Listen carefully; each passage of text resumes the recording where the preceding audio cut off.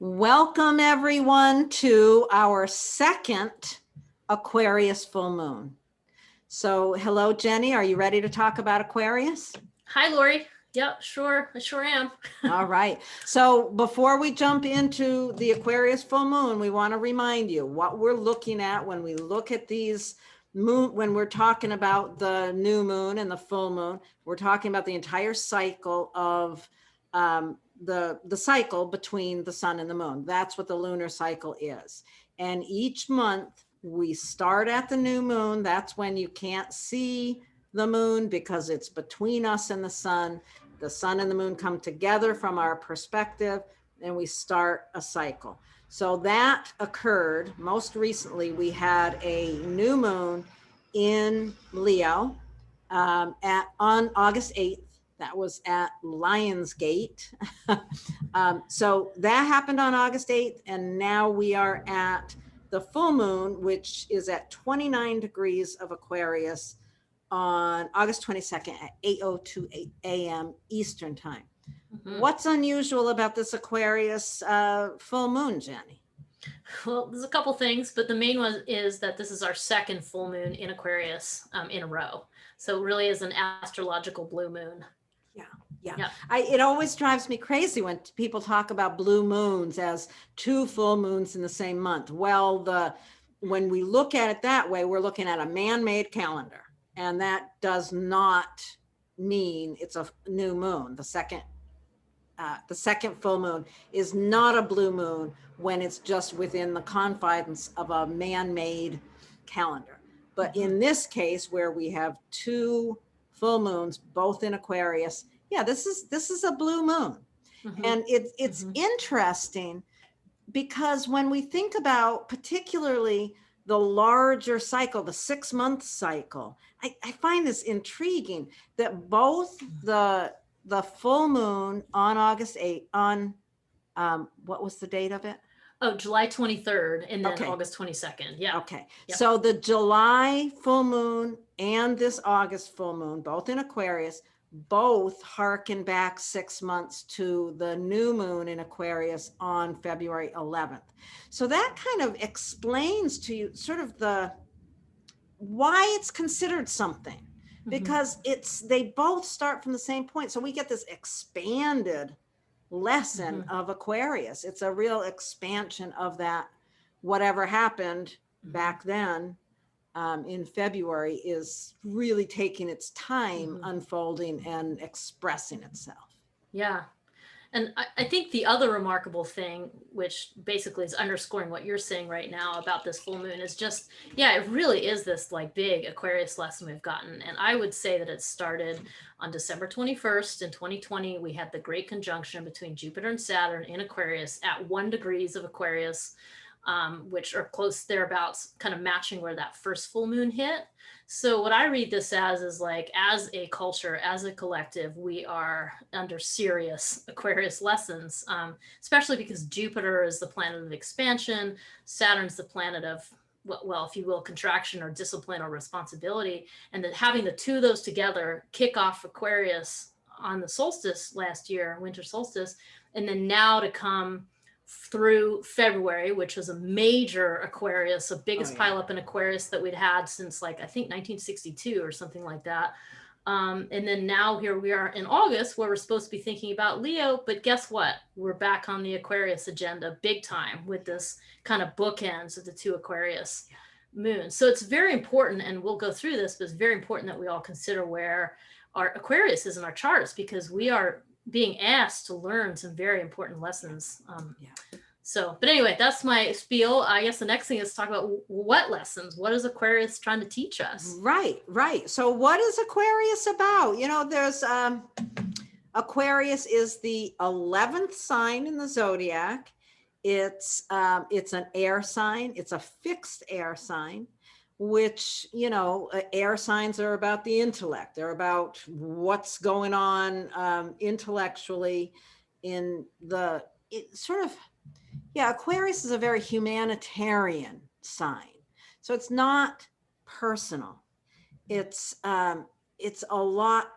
quite objective. And it really is asking us, I think, to look at things with as much objectivity as we can, which is an interesting thing to even think about in the middle of Leo season, which is such a self-focused sign. Mm-hmm. Yeah. Yeah, I agree. Yeah. I mean, I think too, like it's because we're talking about full moons too, you do have to kind of mention the Leo aspect, which just so you can kind of offset, well, what is Aquarius? There's a bunch of ways to look at it, but that idea of Leo being personal warmth and like this personal engagement and sort of creativity and drama of the self, of the extrapolation of the self. And that Aquarius is like, well, as you said, is much more humanitarian. So it's much more kind of aloof, looking at the bigger picture. It's harder to grapple with emotionally, because Aquarius doesn't want to grapple emotionally at all. But so I think the two together are trying to teach us about how to engage with each other one-on-one, and then to take the lessons that we learned from that and to look at humanity as a whole, and I don't know, cultivate more of a sense of friendliness and equanimity with others, you know? Yeah, finding a balance point between that me, and you as a distanced kind of cut off piece, like finding that balance point where we can engage the warmth of Leo and at the same time engage the objectivity of seeing the other side, which, you know, these are things that are so desperate for us in this culture right now, to learn to find that middle ground. Oh yeah, I totally agree. For sure. Because I mean, if Aquarius is like totally just alone and out of balance, it can just be totally cold and detached and alienated and exiled and not able to relate. Right. And like, and so you've got to bring in, how do we relate to each other? But you need the lessons of both so that we can look at humanitarian progressive causes and how to elevate all of us. Yeah, and if you go too far in the Leo direction, you've got the arrogance and all of that part of Leo. Yeah, finding that middle ground is really, so important. Do you want to open up the chart, or is there something more we need to cover before we go there? No, let's bust it out. I think more will probably come up as we. I'm sure. All right. Full moon 2 in Aquarius. Yeah, full moon number 2. Isn't that interesting? Yeah. We don't see it very often. No. We don't. Okay. So this chart is Eastern Standard Time, or Eastern Daylight Time, because that's where Laurie and I live. But it just is. But I do want to comment that, in the US, this full moon is coming not long after the sun rises in general, and other parts of the globe. Which is just kind of adds to this, like, okay, there's a dawning awareness. Here it's rising, you know, and the moon just sinking below the horizon there. So anyway, blah, blah. There's our full moon. Okay. So one way that we like to think about this is to think of the kind of the journey that the moon has been on since its most recent full moon, which was a few weeks ago on August 8th. So what has the moon been doing since it left the sun? It's been whipping around. Well, it's encountered a lot, hasn't it? Yeah. Because it's traveled through the zodiac. So it was at Leo. We were at 16 Leo at that new moon. And so then it's gone over Mars and Mercury and Venus and Pluto and Saturn. It was just reaching out to Saturn. Yeah, and Jupiter. Jupiter. So it has encountered all of the planets, all of the personal planets, the Saturn and Jupiter, and the only two that it didn't touch is Neptune and Uranus. How interesting is that? So that's interesting. So, you know, I think of the moon as it travels, it picks up the energy of these different planets as it goes by, and then it delivers what it has learned in that full moon expression. Well, I love the way you talk about that, Laurie. It's definitely something that I learned from you. Like, it's just really interesting. Think of it that way, because the moon really does represent this very absorbent entity in astrology. And so it really is soaking up these lessons. Like, I feel like that's what it's doing as it goes through these lunations. So love that.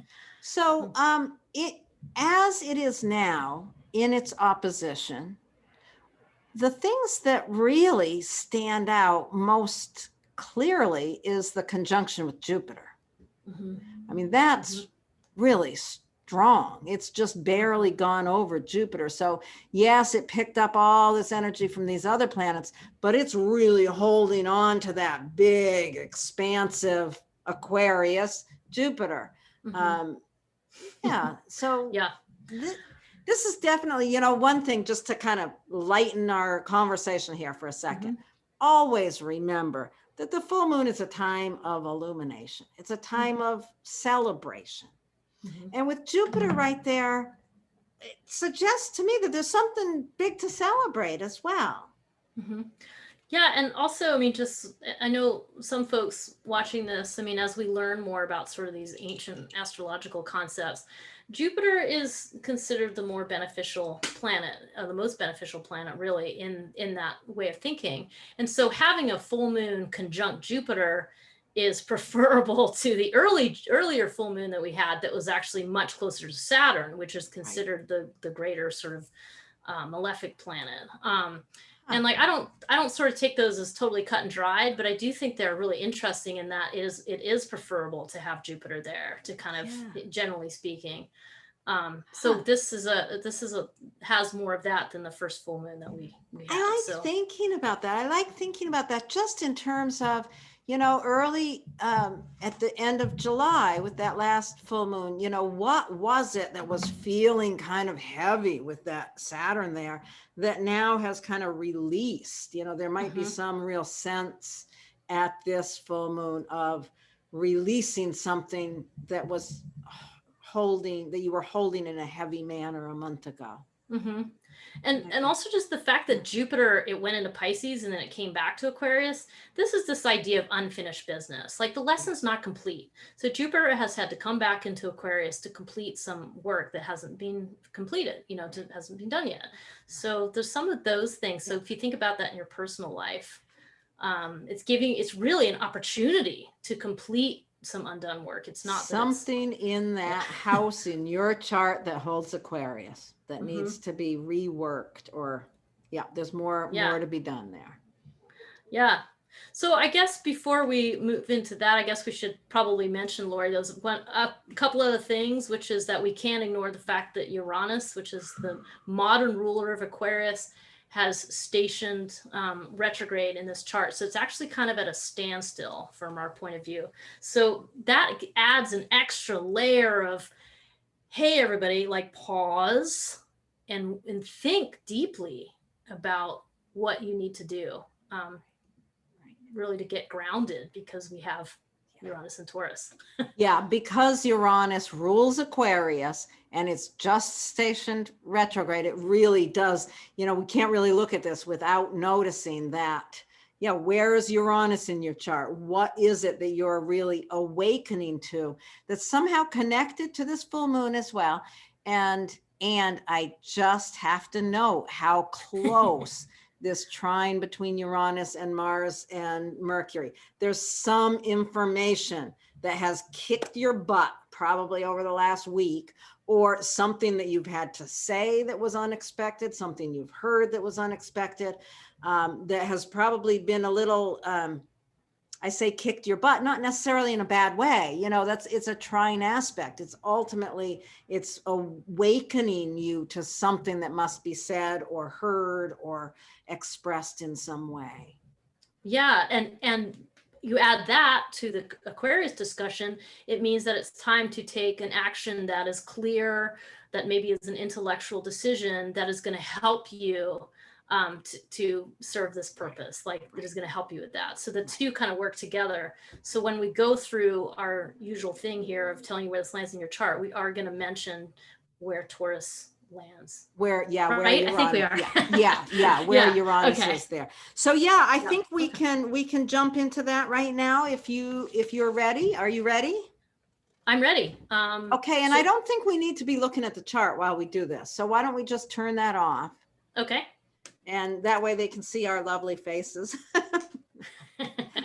Okay, so great. I'll start. Okay.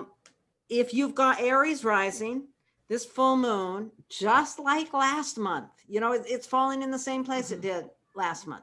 But this full moon is falling in your 11th house. So it's highlighting the polarity between your 5th house and your 11th house. You want to pay attention to, how the love you give to others is reflected in the unique community that supports you. There's some awakening, some awareness that you have right now around the community that supports you due to the love you provide into that community. Now, the Uranus station is happening in your 2nd house. So how does money or your own self-worth, how is that connected with this conversation of what you're seeing in community? Maybe it's a matter of putting your money to your community, or I don't know, something along those lines. Give some thought to how those things work together. Nice. Yeah. Okay, so with Taurus, if you have Taurus rising, that means you have all this Aquarius stuff in your 10th house of vocation. So that means the full moon it's this balance between celebrating the deep roots of love in your family, where the Leo sun is, and then recognizing that this sturdy base of love in your family is what allows you to have more freedom in your vocation. And you can really see the connection between those two things. If, with Taurus rising, of course, that means you've got that Uranus in the 1st house. So there may be a lot going on in your life that reflects that. But right now, with it stationing retrograde, this is a moment to really just get grounded.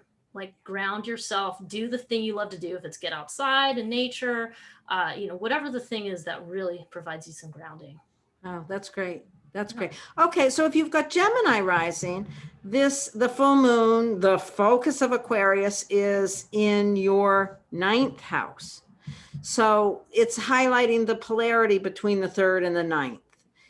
And that's really the polarity of, let's see, the 9th house is your worldview. So you want to be really looking at where your worldview holds that humanitarian perspective, and using the 3rd house, your own voice, to support that.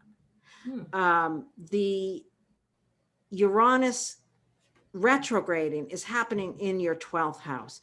So there's something in your own development or understanding of your unconscious that has been in this process. You want to kind of slow it down and allow yourself to find there's a shift going on there. It's turning retrograde.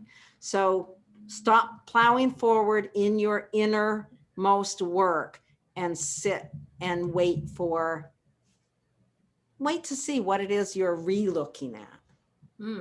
Does that make sense, Jenny? Yeah, that was great, Okay. Laurie. Yeah, good stuff. Let's see. So Cancer rising, which is my rising sign, incidentally. So with that's the Aquarius moon is going to fall in the 8th house, and the Leo sun is going to be in your 2nd house. And so I feel like there's something about Cancer today where it's like, or on this full moon, about offering yourself unconditional love. And just be fully accepting of yourself and how you value yourself. And when you do that, it makes it easier to draw clear, respectful boundaries with others, which is the 8th house designation. Wow, that's great. So really, there's a strong connection between those two things. And then the added piece of thinking where Uranus is retrograding, well, that's up in the 11th house. So this means use your connections with your groups of friends.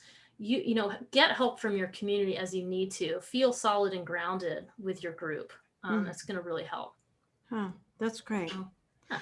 All right. So if you've got Leo rising, this is the Aquarius focus. The full moon is falling in your 7th house.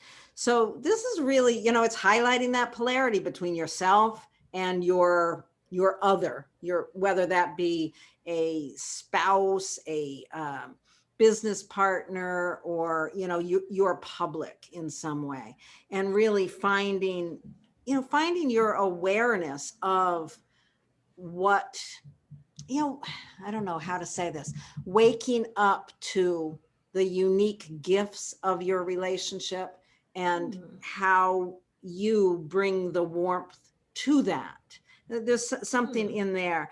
And then the Uranus retrograding is happening in your 10th house. How is your career, your reputation? How do you kind of need to slow it down now that it's turned retrograde, and allow yourself to really wake up and see the work you've been doing, and how you need to slow it down and work a little deeper with it in that area. Nice. Yeah, great. Let's see. So Virgo rising. Oh, that one's mine. Yeah, that's you. Let's see if this one works for you. Okay.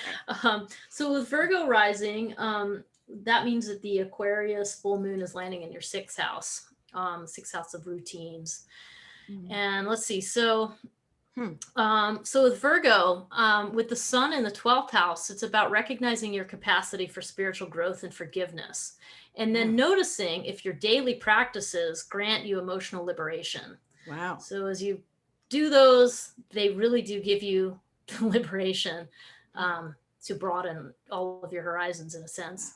And then with that, the other added piece of Taurus, let's see, would be falling in the 9th house. Yeah. And so this is like using your ability to learn new things, to attain higher wisdom, like get really solid with that. Like if it's, a book that you're reading that's helping inform you, or there can be many other ways, or maybe it's talking to a stranger, like learning something from another culture, but it's just getting really solid with that.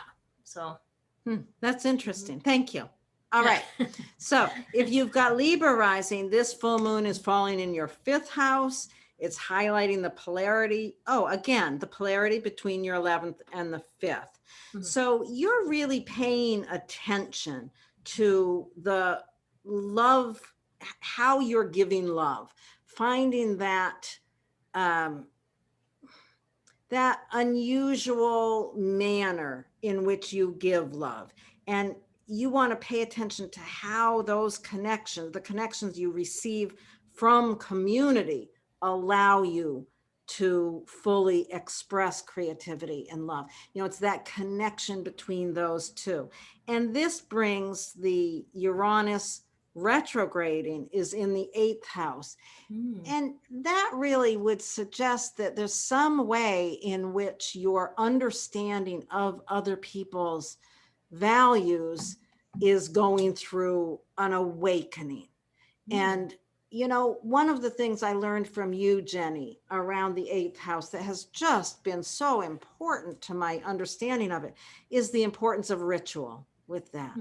So, if you've got this particular setup with Libra rising, think about rituals that you can create for yourself right now to really learn how to wake yourself up to the difference between your own values and other people's. I think that's all I want to say about that. Nice. That's fabulous. I like those. A lot of good stuff in there, Laurie. So I guess we're on Scorpio. Yes. So with Scorpio, that means that the Aquarius full moon is going to fall in your 4th house, and the Leo sun will be up in the 10th house. So it's goes something like this. As you tune into the most enjoyable parts of your career, that's sort of the Leo celebratory part in the 10th house. Notice if this brings in a deeper appreciation for your family life. So there's always this balance of work and home. And this is the polarity being highlighted for you. It's making sure you're attending to both of those things. And that would mean that the Taurus is landing in your 7th house. So this brings in the importance of your partner, of waking up to having an awakening about the value of that partner, about what you're exchanging in relationship, and sinking into that, like kind of using that Taurus designation to kind of get more grounded in your partnership, pay more attention to it, make sure you're tuning in. Yeah, I think it's really interesting how this polarity of this full moon really is relying on what's going on with Uranus to support it. I like thinking about it that way. Yeah, it's important. Yeah, I think it really is. So if you've got Sagittarius rising, the full moon is falling in your third house. So this is highlighting the polarity between the ninth and the third. So you want to think about how your worldview is informing your ideas and communication abilities. You know, it's really it's falling in your third house. So it's about your communication, you know, being willing to take what you understand from the outer world, your worldview, and speak about it. This is very much about your voice. And with that, the Uranus station is happening in your sixth house. So that suggests that, you know, it's something in the realm of your day-to-day routines that's ultimately supporting the ability for you to open your mouth and say what needs to be said. So, you know, somehow your routine activities, your meditation practice or your exercise practice is enabling your body to work with your ability to use your voice. There's a connection there. That's interesting. Yeah, I like how this all works together, because it really does. And that's kind of what we're trying to get across here in astrology, is how to like harness the stuff and use it together and apply it to your life. So, Right. And on that note, we're on Capricorn Rising. So if you have Capricorn Rising, this is going to be falling. Full moon falls in the 5th house. The Leo sun's falling in the 11th house. Wait a minute. Capricorn Rising? Nope, that's wrong. Nope, that's wrong. Boop, boop. I take it back. It's the second. I know. Whoops, I was looking at the wrong thing. It's the second in the 8th house that we're looking at. So, so really, we're looking at the being generous with other people's intense emotional struggles and maybe some of their darker sides, and letting this help free you from your own emotional struggles as you're able to draw more, get more clarity for yourself. So that's kind of the and link. Be a little bit more detached. I love it. The way you said that is perfect. That's perfect. Get some space from your emotional intensity, because we all could use a little bit of that. So that's where that is landing, and here is where the 5th house comes in. The Taurus is going to retrograde in your 5th house. So this is a time to allow your creative pursuits to help create some awakening, like wake up to the way that you want to apply the giving of love, and let that flow a little bit more. It's a good time to kind of look at that and notice if there's any sort of obstacles in the way of that. See if you can step back. That's great. Yeah, that's great. Okay, so if you've got Aquarius rising, this full moon is really personal to you, because the full moon is falling in your 1st house. So it's highlighting the polarity between the 7th and the 1st. So it's highlighting your relationship, and your relationship with yourself and with a partner or a friend, or, you know, someone outside of yourself. So it's really about paying attention to how nurturing, you know, bringing the warmth to your relationship is really allowing you to express your most unique personality. So the Uranus retrograde here is happening in the 4th house. So how does home and family support that? What is it that you need to wake up to in the home and family that's supporting this this polarity between the 1st and the 7th? Nice. And then our last one, we have Pisces. So with Pisces rising, you're looking at the impact of this being in the 12th house. So the full moon is going to land in the 12th house. And so it's connecting the 12th to the 6th house. So it's kind of this idea of like finding a sense of playfulness with your daily practices, like play with them a little bit, enjoy them, like revel in them. That's the Leo part. And then that allows you to notice how this illuminates your connection to the divine. And the divine I'm kind of using as a clearinghouse word for all things larger than you, the collective, all of us together. But it really is doing the nitty-gritty daily practices and enjoying those is what's going to allow you to have this good connection to this larger picture. And with Taurus stationing retrograde in your 3rd house, this is kind of bringing this into the daily, the nitty gritty. This is like your communication. This is letting that, I mean, where it's slowing down is in communication, siblings, and also your immediate environment. So it's kind of like you're doing your practices, you're looking at this much larger picture, and in the meantime, you're riding your bike around your neighborhood. That's Right. kind of how I think of it. Right. So Right. And they're all connected. That's really interesting. I was thinking, as we're going through this, one of the great things about a full moon is that it really allows us to look at the houses and the signs in polarity. And I think that is so important. A lot of people, when they're studying astrology, they just are, they study the signs, air, they go through the list 1 through 12, and then they get to the houses and they study the first house, the second house, and it's so much, you'll get so much more understanding about how these things work if you think in terms of polarity. yeah, You don't study the first house and then think about the second house. I mean, yes, you do as well. But in thinking about polarities, it's two sides of the same coin. And if you understand the first house, it's so much easier to understand the seventh. When you understand the second, it's so much easier to understand the eighth. I think polarity is such a powerful way to learn this stuff. Yeah, I agree. And I think it ties in a lot with the whole like dualism concepts that you'll find in practices like Buddhism or yoga, where there's sort of a black and a white, a male and a female, and there's a plus and a minus. But the reality is life is more complex than that. There's more than dualism. There's a third way. There's a middle way. There's a way that the idea is to balance both. It is not to do one at the expense of the other. And when you use these house systems in astrology, like we just did with this, you start seeing like, we don't live in isolation. We try to our life is doing different things. We go to work, we come home, we see our family, we, do something fun with friends. I mean, all of these kind of mundane seeming things, they all work together. And this allows us to see how these things connect. Yeah. So it's fascinating. We could carry on for another hour and go into all kinds of other things, but let's wrap it up, and we will plan on doing another MoonLore for the new moon. What's the next new moon going to be? Do you know? Oh, you're asking me? Yeah, well. It's on going to be September 6th, and it's a new moon in Virgo. September 6th, a new moon in Virgo. And I have to say that the sun is moving into Virgo, in a Sunday, few days. right? Yeah. On Sunday. Yeah.